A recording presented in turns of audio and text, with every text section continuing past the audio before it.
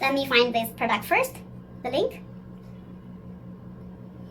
It should be this one. But I'm okay, it's J026. Oh yeah, my product told me it is this one. And I'm gonna put this one on. It is lace front wig as well. And it's not, it's a black one, but it's a pretty daily wearing look. If you want to change your hairstyle or anything, lace front. So it's gonna be pretty natural to put on. Alright, let's get this. Put on. See?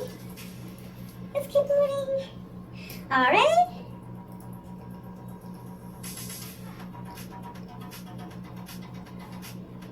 I'm gonna fix it a little bit. I mean, even it doesn't look that pretty when it's there. It looks a little bit plain because all black is not in a bright color. But hey guys, I look pretty damn good on this wig. Oh yeah, this one is J026. It's about $35 as well after this 25% off been applied.